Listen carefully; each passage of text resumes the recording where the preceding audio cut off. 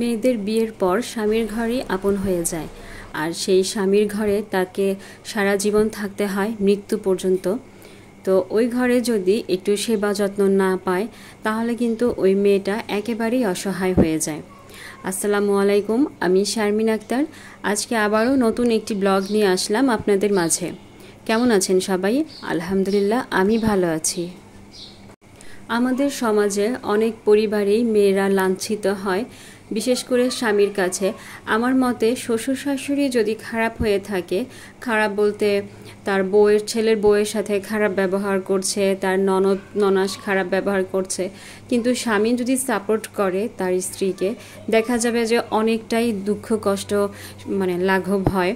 কোনো কিছু মনে থাকে না শ্বশুর শাশুড়ির কথা। আর শ্বশুর শাশুড়ি যদি ভালো হয়, স্বামী যদি খারাপ হয়, তাহলে কিন্তু দুঃখ কষ্টের কোনো শেষ নেই। তো এখন ভিডিওতে আসি। আমি যেহেতু অসুস্থ, আপনারা মোটামুটি সবাই হয়তোবা জেনে গিয়েছেন।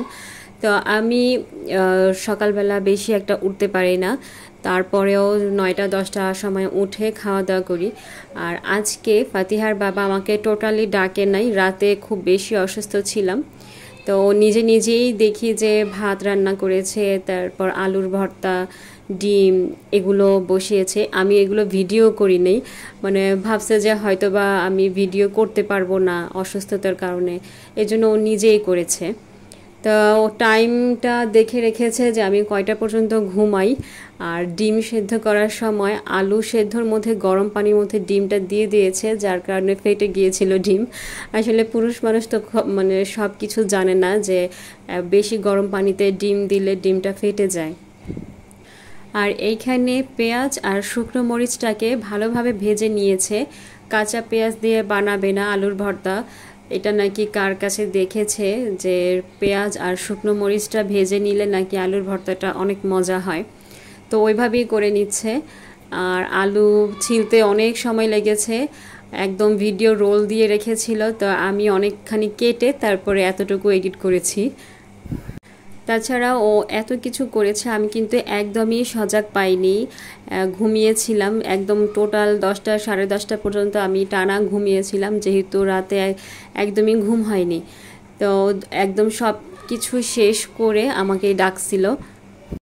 এখন ওইটাই ভাবি যে ও যদি আমাকে কাজে হেল্প না করতো তাহলে আমার অবস্থা যে কি হতো।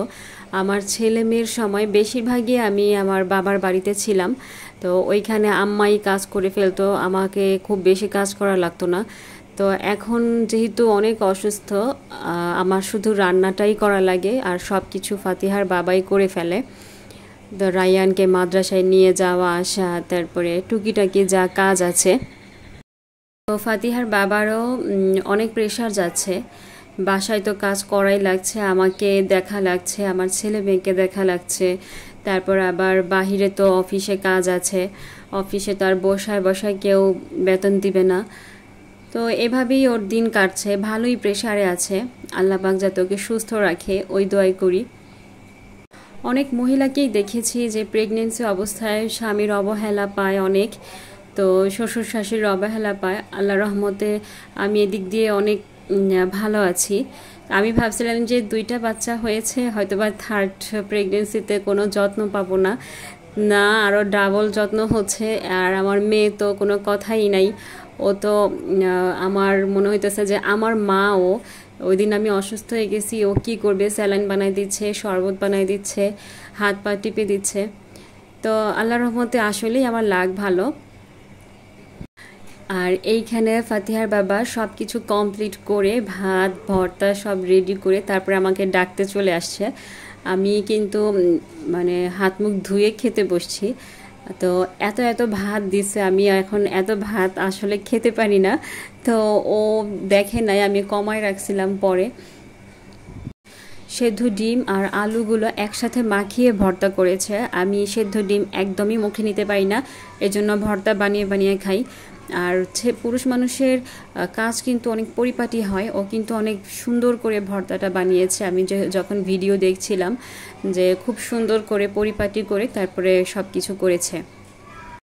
তো আমি সকাল পর্যন্তই একটু এনার্জি লস্ট থাকি, এরপর আবার অনেকটাই অ্যাক্টিভ হয়ে যাই, ওই বিড়ালের মতো বলতে পারেন। বিড়াল যেমন লেজি থাকে সকালবেলা, তো এরপরেই আমার কাজ শুরু হয়ে গিয়েছিল, ঘরের যত টুকিটাকি কাজ আছে ওইগুলো করে ফেলেছিলাম, সব ভিডিওতে আজকে আর দেখাচ্ছি না।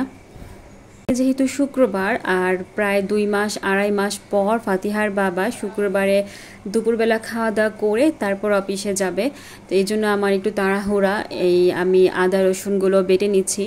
আমি মুরগির মাংসে রসুনটা ছেঁচে দিচ্ছি, একদম মিহিন করছি না,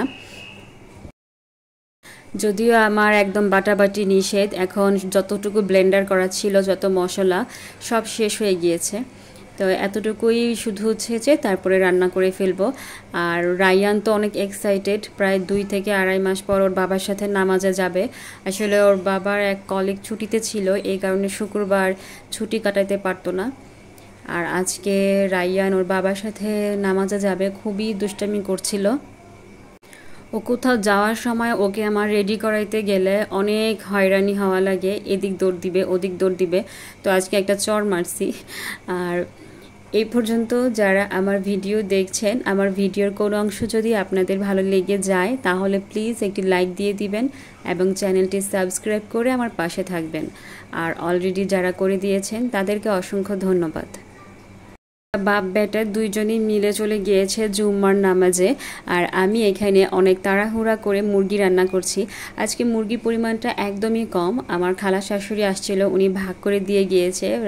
ফাতিহার বাবা যখন মুরগি কিনেছে বলেছে যে এতটুকু এতটুকু করে রান্না করবা, তো এতটুকু করে রান্না করলে আসলে আমাদের হয় না। শুধু আমরা হলেই হতো, আমরা যদিও 4 জন, আমি খুব বেশি একটা মুরগির মাংস খাই না, আর রায়ান ফাতিহাই খায়, কিন্তু এখানে আমার বোনের ছেলে মেয়ে আছে, সবাইকেই দিয়ে খেতে হয়, ওরাও আমাদেরকে দেয়।